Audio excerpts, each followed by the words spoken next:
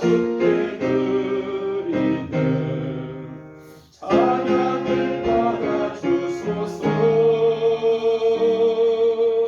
우리는 주님의 종들, 주님은 우리 조시라.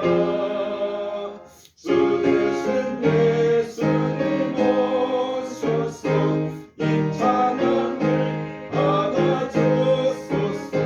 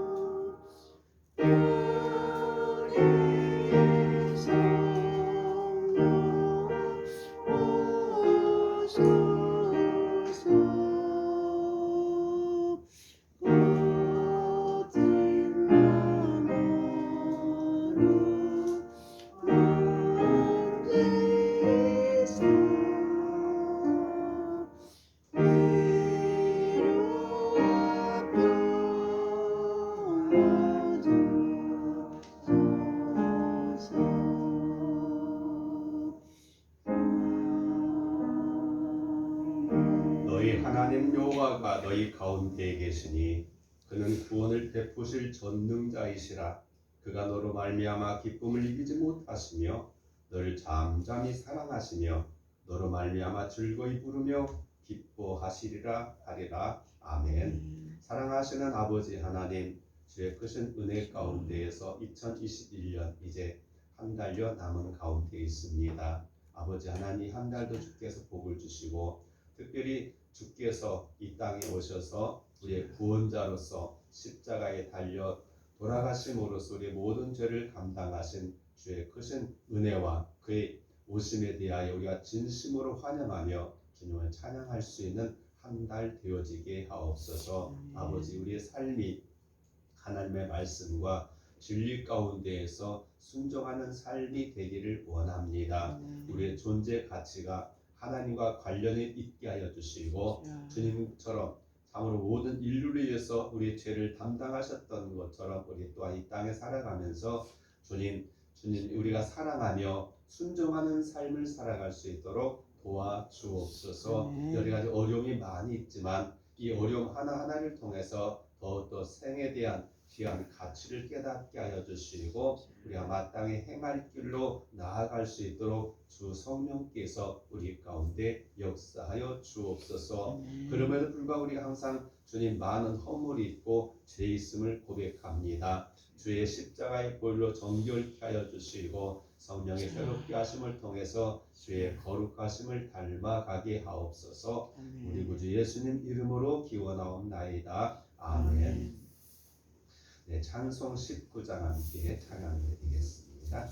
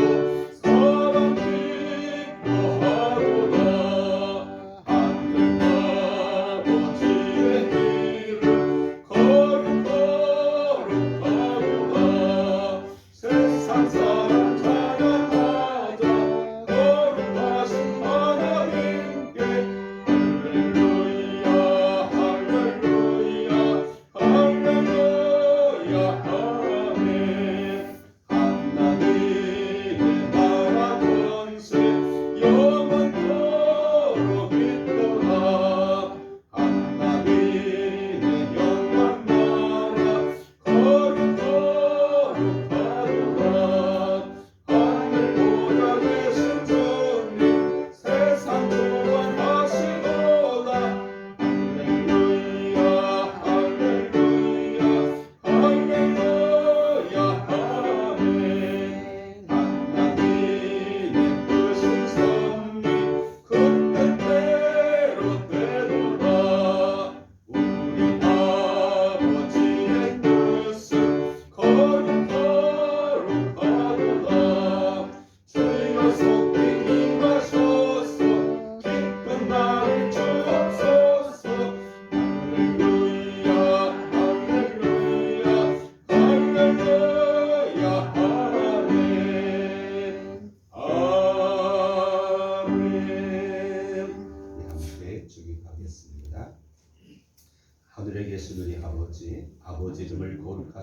하시며 아버지의 나라가 오게 하시며 아버지의 뜻이 하늘에서와 같이 땅에서도 이루어지게 하소서. 오늘 우리에게 용할 양식을 주시고 우리가 우리에게 잘못한 사람을 용서하여 준 것 같이 우리 죄를 용서하여 주시고 우리를 시험에 빠지지 않게 하시고 악에서 구하소서. 나라와 권능과 영광이 영원히 아버지의 것입니다. 아멘. 우리 함께 교도문 77번 교독하시겠습니다.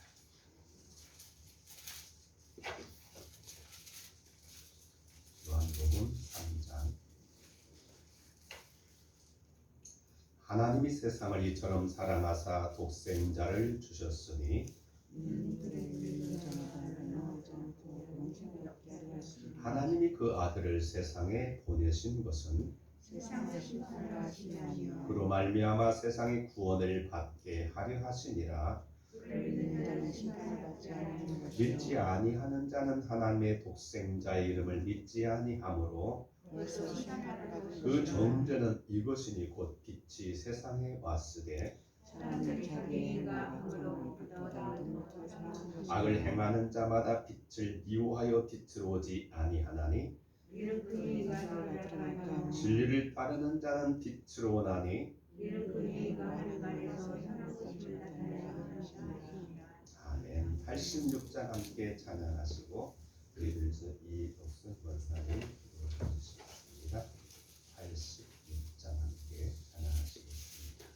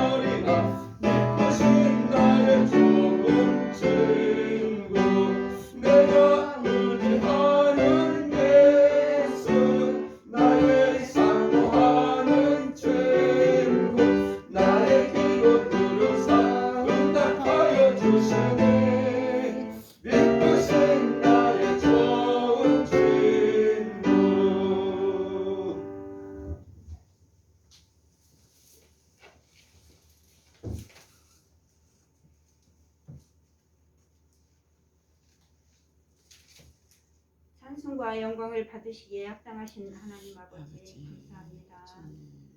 한 주간도 주님의 돌보심과 채워주심에 감사드립니다. 아버지 이 시간 주님께서 기뻐하시는 신령과 진정으로 예배드리게 우리의 마음과 생각을 지켜 주시옵소서. 아멘. 주님, 참으로 힘들고 어려웠던 올 한 해도 어느덧 12월 달이 되어 이제 한 달을 남겨놓고 있습니다.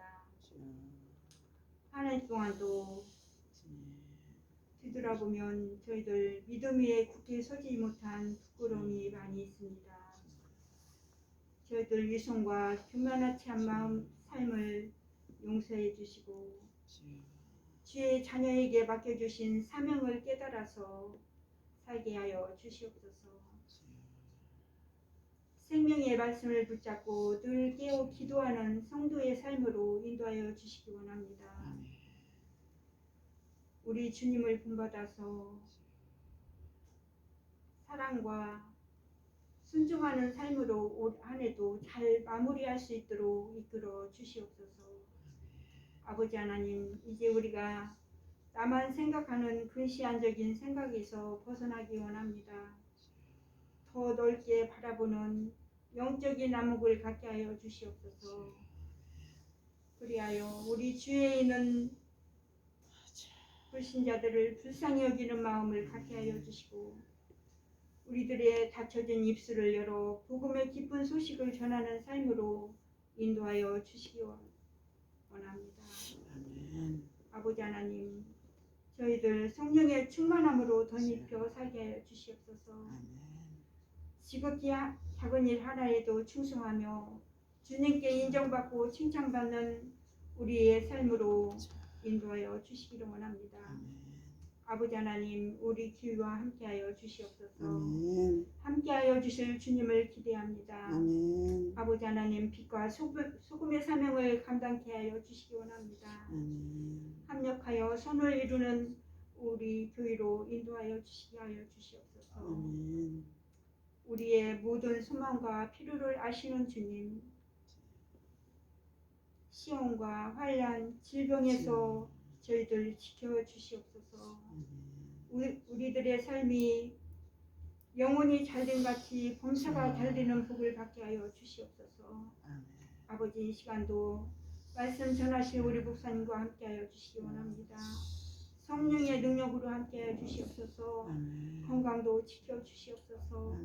그래서 저희들 늘 인도하기에 부족함 없도록 주님 도와주시기를 간절히 원합니다. 아버지 하나님, 저희들 이 시간 마음은 활짝 열고 주의 말씀을 듣게 하여 주시옵소서. 그래서 그 말씀 듣고 새히 먹게 하여 주시옵시고 순종하는 삶으로 복을 받는 저희들 되게 하여 주시옵기만을 예수님의 이름으로 감사하며 기도하옵나이다. 아멘.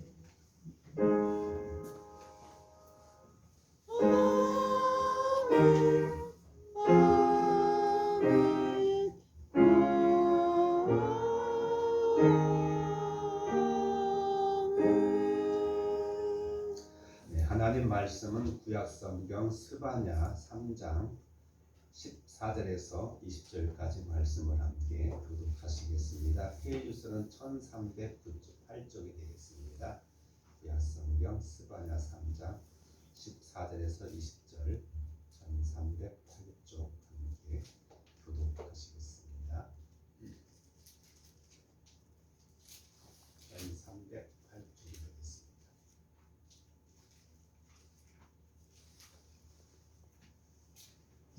찾는 데라서 천천히 찾아주죠. 천천히 찾으세요. 1308쪽.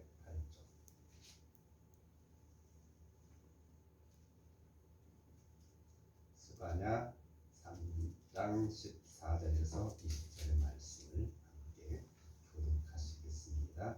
시온에 따라 노래할지어다. 이스라엘아 기쁘게 부를지어다. 예루살렘 따라 전심으로 기뻐하며 즐거워할지어다.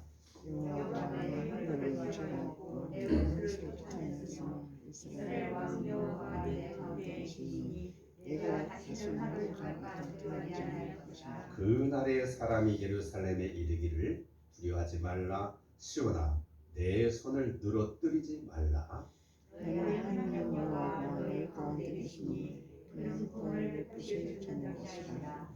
그가 너로 말미암아 기쁨을 이기지 못하며 너를 잠잠히 사랑하시며 너로 말미암아 즐거이 것이리라. 내가 절기로 말미암아 근심하는 자들을 모으리니 그들은 내게 속한 자라. 그들에게 지워진 짐이 치욕이 되었느니라. 그때 내가 너를 부르게 하는 자를 다하고 듣는 자를 구원하며 특별한 자를 모으며 온 세상에서 소유받는 자에게 취약하는 같이 읽겠습니다. 내가 그때 너희를 이끌고 그때 너희를 모은지라. 내가 너의 목전에서 너의 사로잡힘을 돌이킬 때 너희에게 천하 만민 가운데에서 영성과 칭찬을 얻게 하리라. 여호와의 말이니라. 아멘. 우리 함께 찬양으로 하겠습니다. 104장 전주 2절, 한 3절 하겠습니다. 12월은 성탄의 계절, 성탄과 관계된 찬양으로 하나님께 영광을 돌리시기를 원합니다. 4장.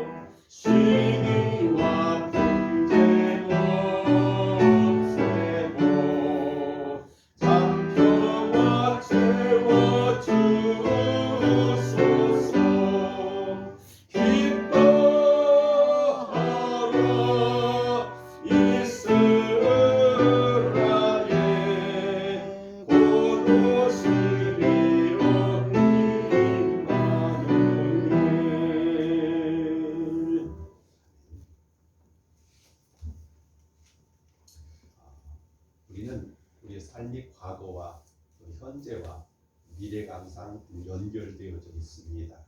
그런데 문제는 지나간 과거에 대한 우리의 어떤 허물과 잘못된 것들이 오늘 현재의 삶에 여러 가지 영향을 미칠 수가 있다는 사실이죠.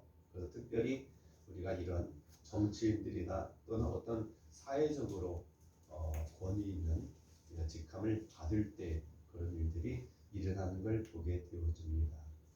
그런데 한때의 실수는 평생에 우리의 발목을 잡을 때가 많이 있는 것을 우리 생활 속에서 느껴지게 되어집니다. 이번에도 우리가 대통령 후보와 관련된 일들 또 어떻게 픽업돼 가지고 도중에 낙마된 사람들 보면은 지난 날에 그런 잘못된 것들이 오늘날 다시금 부각되어지고 사람들에게 알려짐으로써 오히려 더 참 큰 구덩이로 빠져드는 것을 우리가 보게 됩니다.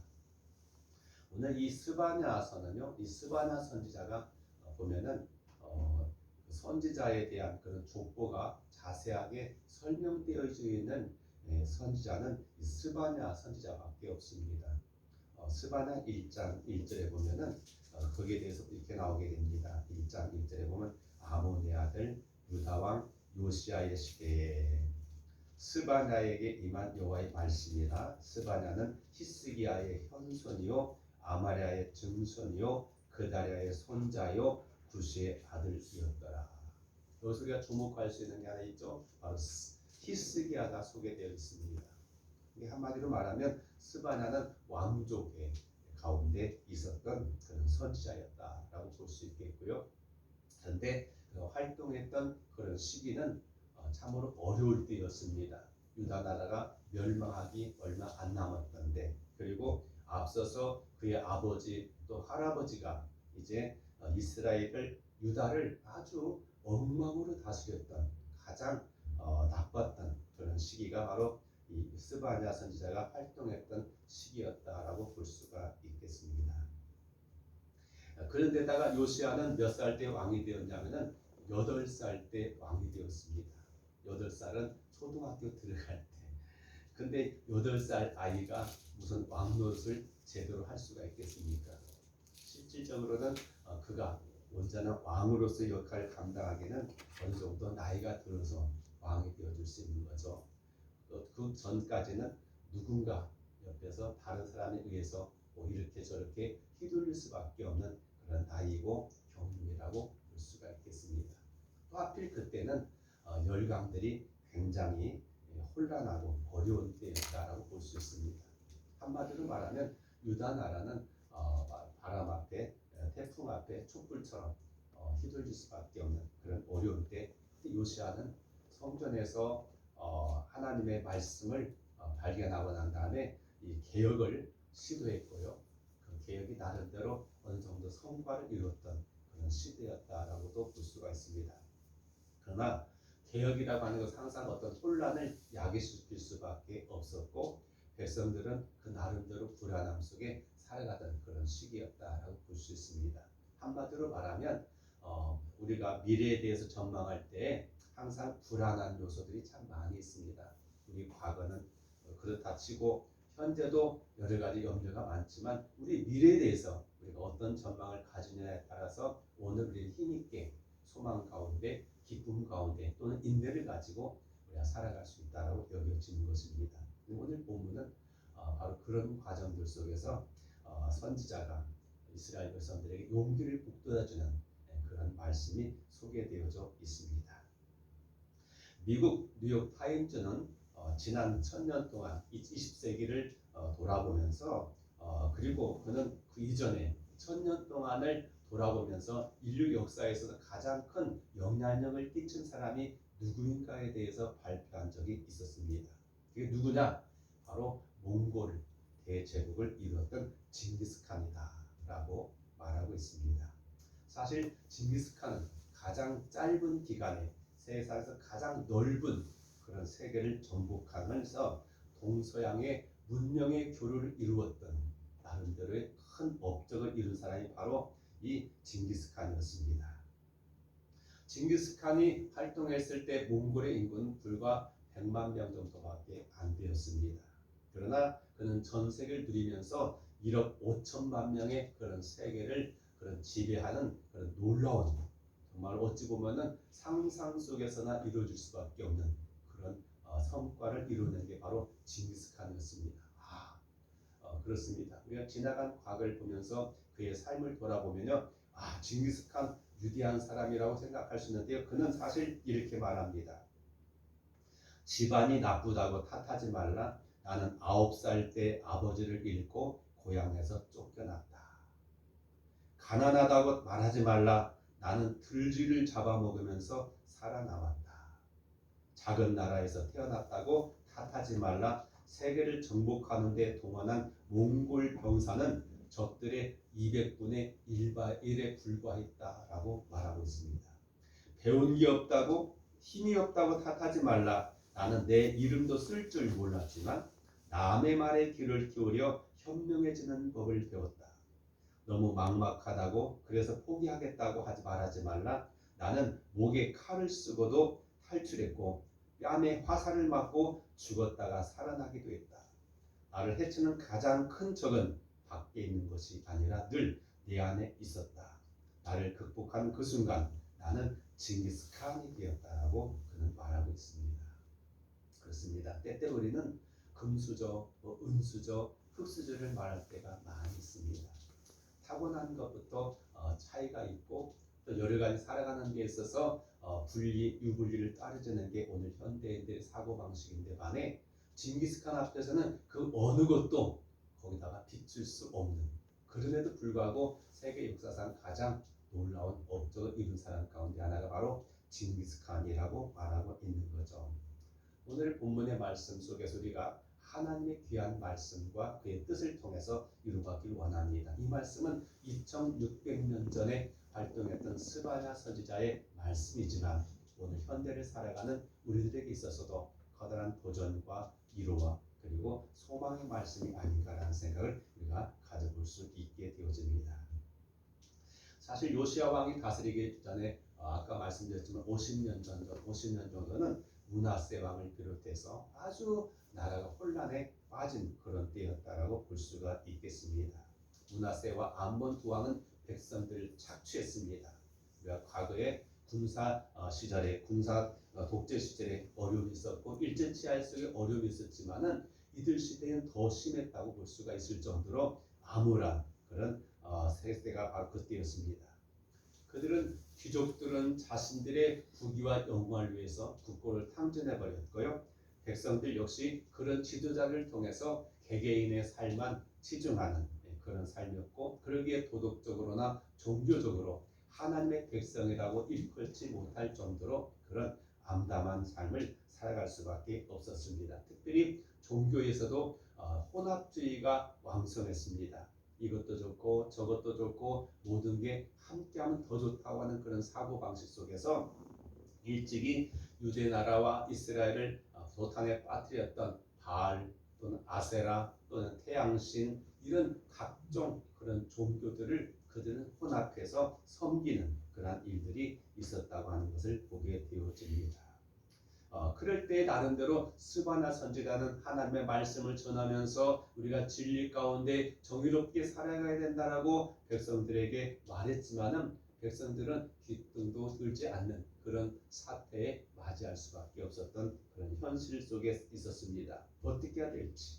사실 요즘 우리나라가 기독교가 굉장히 어렵습니다.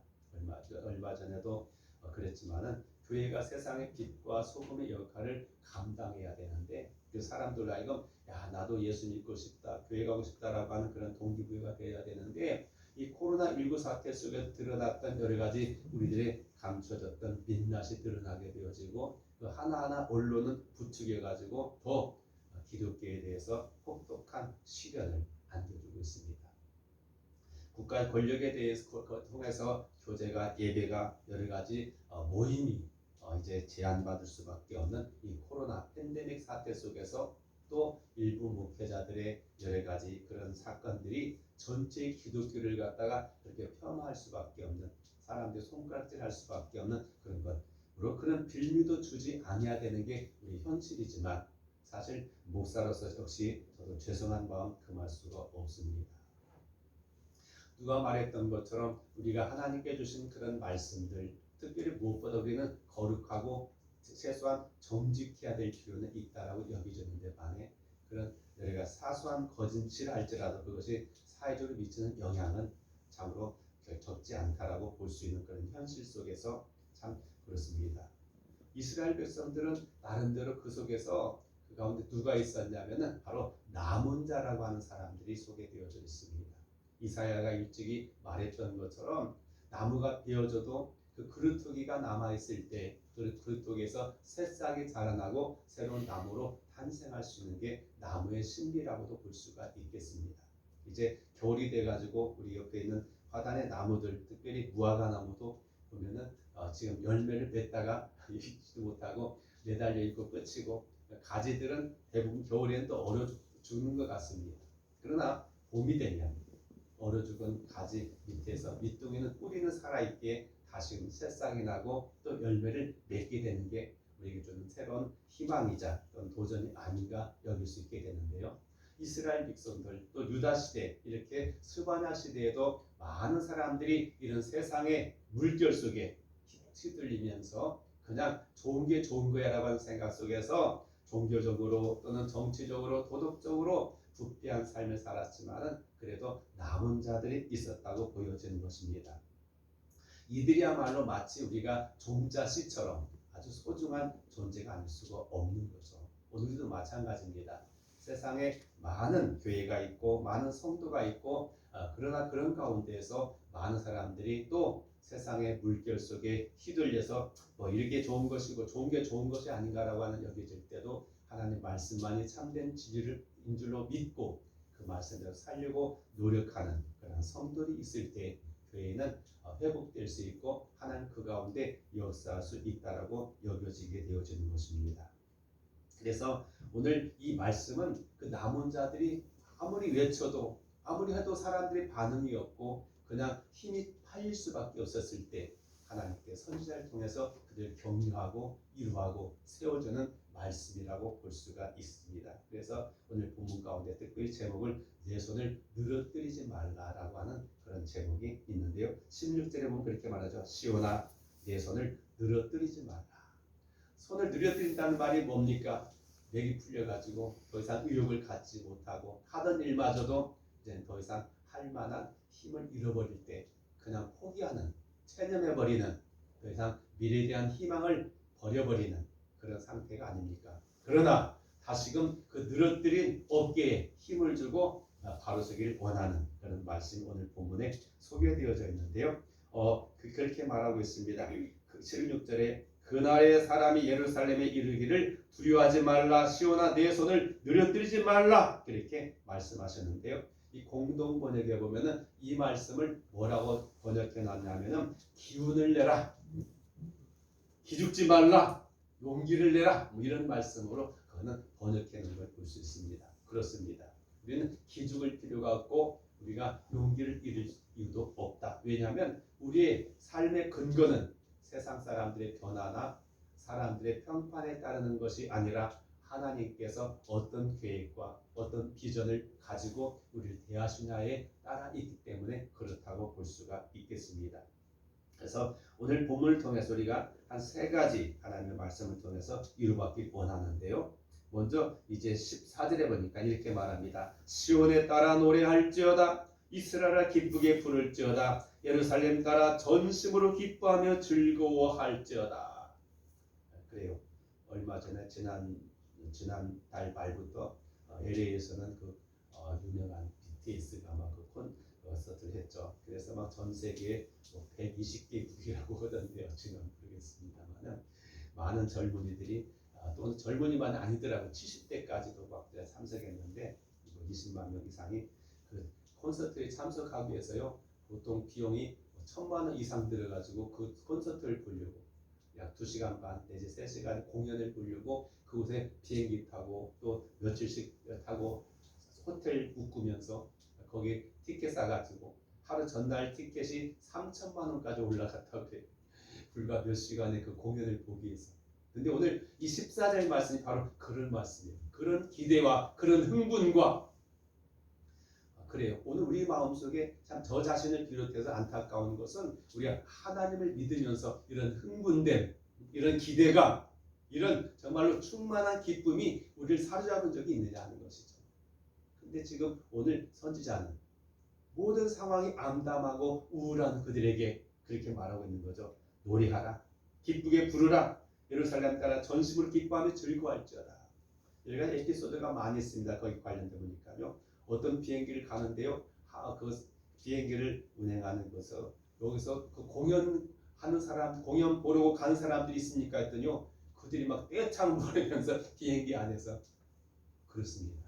오늘 우리에게 그런 식어진 우리 가슴들 오늘 팔을 늘어뜨리지 말라고 했는데 우리 가슴이 다시 한번 과거에 막 연탄불이 화력을 내가지고 방을 태웠던 것처럼 우리 가슴을 뜨겁게 하고 또 그 온기가 우리 주는 사람을 녹일 수 있는 그런 어떤 흥분과 그런 기대가 그런 소망과 비전이 우리 안에 새롭게 일어날 수 있기를 원하는 겁니다. 아무리 상황 속에서는요 기뻐할 수 있는 것 현재로는 아무것도 없어요. 그러나 오늘 우리가 주목해야 될 것은 우리가 현재만 바라볼 것이 아니라는 거죠. 그러면서 뭘 말하느냐? 바로 15절에 여호와가 내 형벌을 제거하였고 내 원수를 쫓아냈으며. 무슨 말입니까? 우리 발목을 잡는 지난날의 모든 우리의 실패나 우리의 허물이나 또 우리를 위협하는 모든 것들을 하나님께서 다 제거해버렸다라고 말씀하고 있는 것입니다. 아멘. 어쩌면은 누가 말했던 것처럼 지금 현재 대통령 후보자 2명이 주목받고 있는데 모두가 지금 법정과 뭔가 연관되어지는 것들이 많습니다. 겉으로는 막 하면서 당선되면은 물론 넘어갈 수 있겠습니다만은 그렇지 않을 경우에 그들이 지난 날에 있었던 지금 현재 체류 중에 있는 재판의 결과에 따라서 완전히 지옥이나 천국으로 나눠질 수 있겠는데요. 근데 이 말씀처럼 내 모든 죄가 사해졌고 내 모든 형벌이 다 없어졌다라고 말한다고 한다면 얼마나 날개치고 환호할 것인가를 생각해 보니까 물론 그분들만이 아니죠. 오늘 우리도 사실은 말하지 못하는 여러 가지 부끄러움들이 없지 않나 있다고 생각이 되어집니다. 누군가 그것을 알고 사람들에게 알려지게 되면 얼굴 들고 다니지 못하는 어떤 그런 부끄러운 또 일이나 또는 말도 있을지도 모르겠습니다. 하나님께서는 우리의 모든 지난 날에 대해서 허물에 대해서 우리 사하여졌고 제거하였다고 말씀하고 있습니다. 여러분 이것이 얼마나 큰 은혜인지 우리가 다시 한번 생각해 볼 필요가 있습니다. 현실적으로 뭔가 현찰이 들어오고 현실적으로 내가 뭔가 이익이 되는 것만 생각할 때가 많은데 사실은 그런 것보다 더 소중한 것은 이와 같은 것이 아닌가라는 생각을 우리가 갖게 되어진다고 하는 사실이죠. 이사야 선지자는 이사야 1장 18절에 이렇게 말하고 있습니다. 여호와께서 말씀하시되 오라 우리가 서로 변론하자. 너희의 죄가 주홍 같을지라도 눈과 같이 희어질 것이요 진홍같이 붉을지라도 양털같이 희게 될 것이다. 히브리서 8장 12절 이렇게 말합니다. 내가 그들을 불의의 긍휼히 여기고 그들의 죄를 다시 기억하지 아니하리라. 그렇습니다. 사실 사람들은요 어찌돼서 좋은 것은 쉽게 잊어버리고 나쁜 기억들은 오랫도록 평생토록 안고 한을 가지고 살아가고 그것을 때가 되면 터뜨려 가지고 뭔가 그 사람의 발목을 잡을 때가 많은데 근데 하나님은 죄를 기억조차도 하지 않겠다라고 말하고 있습니다. 도말해버린다고 우리에게 말씀하고 있습니다. 그러니까 우리는 지난날에 내가 허물이 있고 잘못이 있다 할지라도 예수의 십자가로 용서받은 그 사실에 대해서 확신을 가지고 우리가 하나님 앞에서 당당하게 하나님 아버지라고 부를 수 있고 그분 앞에 우리가 간구로서 은혜를 구할 수 있음을 우리가 기뻐할 수 있다고 생각이 되어진다고 하는 사실이죠. 바로 그 사실을 예수님께서는 누가복음 15장의 탕자의 기우라 일컬어지는 그 비유 속에 둘째 아들을 통해서 표현하셨습니다. 미리 아버지께 유산 달라고 해가지고 먼 나라로 가서 탕진해가지고 거짓고시 돼서 돌아온 그 아들, 그 아버지는 그를 지난날의 허물을 용서하였고 그에게 새 옷을 입히고 새 신을 신기고 가락지를 끼우고 잔치를 베풀었던 것이 하나님의 마음인 것을 우리가 기억해 볼 때 하나님 이와 같이 뒤끝이 없으신 분이라는 사실을 통해서 얼마나 큰 은혜 하나님이신지를 다시 한번 우리가 알고 항상 우리가 사람들은 우리의 그런 것을 기억하고 있다가 우리를 터뜨려서 곤란하게 만들지만 그래도 우리는 당당히 말할 수 있습니다. 그러면 어쩌냐? 하나님 나를 용서하셨다라고 우리는 담대히 외칠 수 있게 우리는 당당할 수 있고 기뻐할 수 있다라고 말하고 있는 것입니다. 두 번째 보면은요 이렇게 말합니다. 15절 중반에 보니까 여호와가 내 가운데 계시니 17절에 너희 하나님 여호와가 너희 가운데 계시니 하나님께서 어디 계신다고요? 우리 가운데 계신다. 물론 이 말은 여러 가지 포괄적인 의미에서는 하나님께서 성도들의 모든 삶 속에서 교회 가운데에서 또는 여기 모든 하나님의 세계 속에 임하신다는 말도 되고 또 우리가 임마누엘이라는 말씀처럼 우리 심령 속에 하나님 성령께서 거하셔서 함께 하셨는데요. 근데 문제는 그분이 왜 거하시냐가 중요하죠. 때로는 우리가 간첩은요 왜 거합니까? 그 사람의 비밀과 정보를 빼가지고 허물을 뜨리려고 간첩원이 말하는데 하나님은 그런 분이 아니시죠. 오늘 그분은 우리 가운데 거하시면서 얼마나 우리를 위하시는가 볼래요. 여기 15절에 보면 네가 다시는 화를 당할까 두려워하지 않을 것이다. 왜? 든든한 하나님이 나와 함께 하시고 내 편이 되어주시기 때문에. 또 그분은 어떤 분이냐? 17절에 보면은 그는 구원을 베푸실 전능자이시다고 말해요. 때로 우리는 그렇잖아요. 부모로서 자녀들의 어떤 고통과 문제 앞에 우리는 그것을 함께 아파는 하지만 해결할 수 있는 힘을 가지지 못했기에 그냥 아파하기만 하고 울 수밖에 없는 현실들이 있습니다. 내가 직접적인 도움이 되지 못하기에 안타까움만 가지고 있지. 그러나 우리 하나님은 구원을 베풀 수 있는 전능자라고 말씀하셨습니다. 아멘. 우리의 생각으로는 답이 없어요. 어떻게 어디서부터 손을 대야 될지 모르는 이제 답답하지만 하나님께서는 전능자다. 그분이 원하시는 것은 뭐든지 할 수 있는 분이라고 말씀하실 뿐만이 아니라 17절에 보면 이렇게 말해요. 그가 너로 말미암아 기쁨을 이기지 못하시며. 아멘. 그렇습니다. 어려운 가운데서도 낙심하지 않고 진리 가운데서 선한 일을 행하면서 하나님의 뜻을 이루기 위해서 순종하려는 그 사실 볼 때마다 하나님은 가슴이 벅차 올라가지고 기쁨을 이기지 못한다고 말씀하고 있습니다. 여러분 혹시 그런 감정을 느껴보신 적 있어요? 정말 기쁨을 이기지 못해가지고 정말 참으려고 하더라도 저절로 입이 벌어지고 저절로 웃음이 터져 나오는 그런 삶이 우리 가운데 사실 별로 없는 것 같아요. 그게 억지로 과거에 보면은 뭐 항상 TV 속에서 그 코미디 프로가 많이 있었어요. 워낙 세상을 보면 웃을 일이 없기 때문에 그걸 통해서라도 억지로라도 웃으려고 코미디언도 정말 고생해가지고 웃기려고 노력을 많이 했지만 저는 그걸 볼 때마다 마음이 아려와요. 왜 저렇게까지 해서 우리 웃기려고 노력하고 또 그걸 보아서라도 웃으려고 하는 사람들 보면서 가슴이 아려와요. 우리 삶이 정말로 터져나오는 기쁨과 환호와 그런 감격 속에 있다고 한다면 얼마나 세상 살맛이 나지 않을까라는 생각을 가져보게 되는데 바로 하나님은 우리 가운데 거하시면서 우리를 볼 때마다 기뻐하신다고 말해요. 근데 우리가 우리 자신을 볼 때는 어떻습니까? 내세울 게 하나도 없어요. 자랑할 것이 없습니다. 오히려 숨기고 싶은 부끄러움이 우리 안에 있지 않습니까? 그런데 하나님은 우리를 바라볼 때마다 우리 함께 거하시면서 우리로 말미암아 기쁨을 이기지 못하여 저절로 미소가 터져나온다고 말씀할 때 우리는 뻥할 수밖에 없어요. 아니 하나님 제가 뭔데요? 내가 뭐 한 것이 있나요? 여러분 그렇지 않습니까? 우리가 뭘 할 수가 있고 뭘 그렇게 잘한 것도 없고 그렇다고 해서 우리가 그렇게 도덕적으로 주님처럼 완벽하지도 않고 정말 그 주님을 위한다고 살지도 못하고 때로는 이기적이고 욕심부리고 허물이 많은 우리를 하나님은 기쁨을 이기지 못하신다고 말씀하고 있습니다. 그분이 나와 함께할 때 우리 얼마나 기쁠까요? 우리 지난주에 오셨던 그 처형 보니까요 매일매일 그 손녀가 전화를 해요. 좀 초등학교 3학년이가 되는데 그러면서 그냥 전화만 가지고도 안 되니까 화면을 보면서 대화하길 원해요. 왜요? 할머니가 그를 사랑한다고 하는 걸 알기 때문에. 그래서 확인하고 또 확인하고 또 확인하고 빨리 보라고 언제 끝나냐고 계속 그래요. 하나님은 우리를 그렇게 여기신다는 말씀이에요. 때로는 우리는 그렇지 않아요. 하나님은 깜빡 잊고 있잖아요.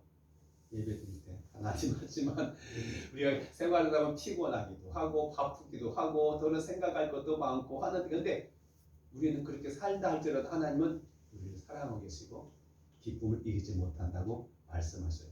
근데 우리가 왜 하나님을 느끼지 못하는가? 그 다음 이렇게 말해요. 너를 잠잠히 사랑하시며. 참 이것이 그래요. 하나님은 그런 벅찬 감동과 감격을 가지고 계시면서도 우리를 사랑하시는 방법 중에 하나가 물론 다양하게 잠잠히 사랑하셔. 우리 그렇게 말하죠. 우리 과거에 우리 사람이 그랬습니다. 속사랑이라고 말하죠. 다 말하지 않아도 내 마음 알잖아 라고 말하는 것처럼 편찮은 지속적인 신뢰와 믿음과 그를 아끼는 마음과 보살핌과 배려함과 준비한 이런 모든 것들이 이 잠잠히 사랑하는 속에 담겨져 있습니다. 하나님 우리를 표신하게 막 사랑하잖아요.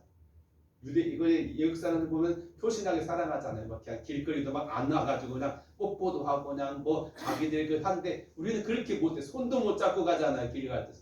그러나 우리 마음 속에는 편찮은 사랑이 있는데 하나님 어떤 의미에서는 그런 잠잠히 사랑하시기 때문에 우리가 그걸 캐치를 못해가지고 하나님 좀 말 좀 하세요, 표현 좀 하세요라고 말하지만 그러나 우리는 이미 우리 삶 속에 수많은 부분들이 그분의 사랑 속에 배어 있음을 우리가 알 필요는 있다라고 여겨지는 거죠. 아멘. 그러면서 너로 말미암아 즐거이 부르며 기뻐하시리라. 그래요. 뭔가 자랑할 거리가 있고 우리 자녀가 자라게 되면은 그렇잖아요. 다른 사람이 알리고 싶어요. 야, 이번에 우리 자녀가 우리 아들이 우리 딸이 어디 취직됐어, 어디 가서 상 받았어, 뭐 있어 하면은요 누군가 알리고 싶어. 하나님 바로 그렇게 우리를 여기신다고 말해요. 생각해 보면요 너무하는 거 아닌가 너무 똥 떨어진 이야기 같이 여겨지는데 바로 성경의 말씀이 그렇게 하나님이 우리를 대하시는 하나님의 마음.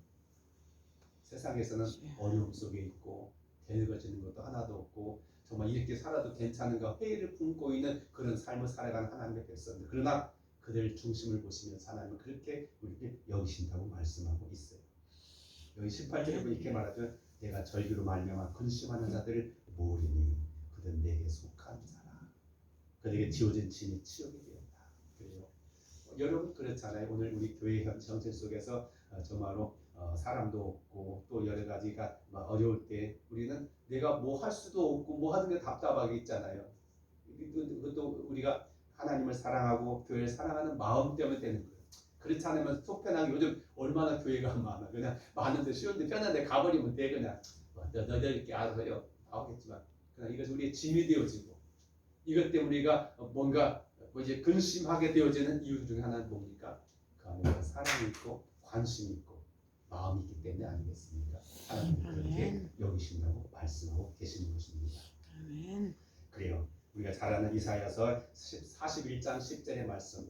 그래서 두려워하지 말라. 너와 함께함이라. 놀라지 말라. 나는 내 하나님이 됨이라. 내가 너를 굳세게 하리라. 참으로 너를 도와주리라. 참으로 나의 오른손 너를 붙들리라고 약속하고 계십니다. 때로는 이 험한 세상 살아가면서 나만 덩그라이 아무도 이해해주지 않고 돌아보지도 않고 답답한 미래가 있는 것처럼 보이지만 하나님은 우리를 남다르게 우리 가운데 거하시면서 한 임마누엘 하시면서 이렇게 여기신다고 말씀하고 계시는 것을 여러분 꼭 기억하시기 바랍니다. 누가 뭐라고 해도 그분은 나의 편이 되어주시고 나와 함께 하시는 하나님인 것, 우리 손을 붙들고 계시는 그 하나님인 걸 우리가 기억할 필요가 있다고 생각이 되어집니다. 그 다음에 보니까요 이렇게 말합니다. 20절 내가 그때 너희를 이끌고 그때 너희를 모을지라. 내가 너희 목전에서 너희 사로잡힘을 돌이킬 때 너희에게 천하 만민 가운데 명성과 칭찬을 얻게 하리라 말씀하십니다. 그래요. 아멘. 참으로 성공한 자는 누가 성공한 자? 마지막에 웃는 자가 성공한 자. 과정 속에서 뭐 아무리 사람 뭐 칭찬받고 뭔가 회사보다 마무리를 제대로 어떻게 했느냐에 따라서 그 인생은 이 사람 정말 성공한 사람이고 행복한 사람이라고 말씀할 수 있게 되어지는 거죠. 하나님께 그렇게 말씀하십니다. 현재는 여기 보니까 어떤 형태입니까? 그들이 떨어져 있고 그 다음에 사로잡혀 있고 모든 게 다 안 돼 있어. 누가 볼 때도 저도 다 끝났어. 이게 저게 무슨 하지만 하나님은 그걸 다시금 회복해 주신다고 약속하고 있어요. 언제 그때가 되면 하나님의 때가 되면 작정한 때가 되면 여러분 이스라엘 민족들이 그렇게 오랜 기간 동안 구약 시대에는 바벨론의 포로가 되어져서 전 세계에 흩어져 버려요. 우리가 잘 아는 대로 AD 70년에 로마에 멸망당하고 난 다음에 전 세계에 흩어져서 거의 2000년 동안 나라 없는 민족으로 살아가면서도 그들이 오늘날 다시금 이 세계에 정말 큰 영향력 끼치는 이제 이스라엘 나라가 되어졌던 사실은 이 말씀들이기 때문에 그 기간은 결국 짧지 않지만 그들 정말 그들이 했던 것은 2차 대전 때 600만 명의 유태인들이 히틀러에 때문에 죽었는데 그래도 그들 낙심하지 않고 일어설 수 있는 것은 이 말씀이 그들을 붙잡고 있고 이 약속을 붙들고 있는 그들에게는 그래 그때가 되면 하나님이 우리를 이렇게 영광을 받게 하실 거라고 말씀하고 있는 거죠. 그렇게 지금 되어가고 있잖아요. 바로 그 약속은 오늘 믿는 성도들 우리들에게도 해당되는 말씀인 걸 우리가 믿고 우리가 다시금 처진 어깨에 힘을 주고 눈을 똑바로 뜨고 하나님 말씀 속에서 승리하는 주의 거룩한 백성 되기를 주의 이름으로 소원합니다. 기도드리겠습니다. 사랑하시는 아버지 하나님, 여러 가지 우리 주어진 것들 때론 감사보다도 오히려 불평할 때가 많습니다. 모자란 것도 많고 안 되는 것도 많고 무엇보다 우리 자신 스스로를 생각해 볼 때 내세울 것도 없고 보여줄 것도 없는 그러나 주님 오늘 말씀을 통해서 하나님 우리를 어떻게 생각하고 또 우리에게 대한 계획이 어떠한 것인가를 다시 한번 살피면서 우리 마음이 새롭게 충만해지길 원하고 새로운 비전 속에 살아갈 수 있길 원합니다. 우리 나이가 다르고 우리 주어진 시간과 기회가 다를지라도 하나님 우리 한 사람 한 사람 향하신 놀라운 비전과 그런 계획이 있음을 기대하게 하시고 하나님을 통해서 우리 삶이 새롭게 변화되어지며 꿈을 꾸는 그런 삶이 될 수 있도록 도와주옵소서. 예수님 이름으로 기도드리옵나이다. 아멘. 함께 290장 찬송을 부르시겠습니다.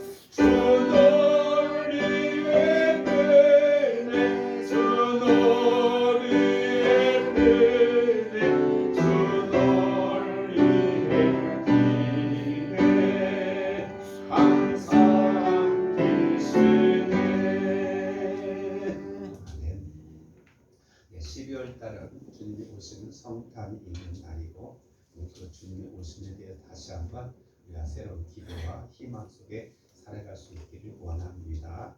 헌금 광고 드리겠습니다. 감사함을 드립니다. 이예성 원사님, 양병민 선생님, 지빈종군, 백준순 원사님, 이재석 이도순 원사님, 박순자 목사님, 윤준혁 원사님, 감사함을 저희 가정 드렸고요. 최후에 감사함을 드렸습니다. 드려진 예배 하나님께 감사를 돌리겠습니다. 아멘. 우리 마음속에 주님 사랑하는 마음과 또 이와 같이 정성껏 예배드릴 수 있는 믿음과 또 감사를 표현할 수 있는 이와 같은 재물 주신 것도 감사합니다. 우리가 주님 안에서 항상 평안을 누리게 하여 주시고 주님의 말씀이 우리의 소망이 되어지게 하여 주시오며 우리가 주님과 함께 이 세상에서 선한 일을 행하며 주의 나라 확장과 의를 이루어갈 수 있도록 도와주시옵소서. 주옵소서. 우리 한 아멘. 사람 한 사람 미약하지만 함께 하신 주님은 강대하시고 또 주님의 비전은 놀라운 것인 것을 항상 기대하게 하시고 나를 바라보기보다는 주님의 말씀과 주님을 바라보는 삶을 살아갈 수 있는 은혜를 베풀어 주옵소서. 아멘. 우리의 손길, 우리의 마음 더욱더 주님의 마음이 되어져서 보다 많은 사람들에게 함께 좋은 그런 바이러스가 되어서 행복과 평안을 나눌 수 있는 삶이 될 수 있기를 간절히 바라오며 우리 주 예수님의 이름으로 축복하며 감사기도 드립니다. 아멘. 네, 긴장을 다 하셨나요? 지난 주간은 긴장 우리도 했었습니다.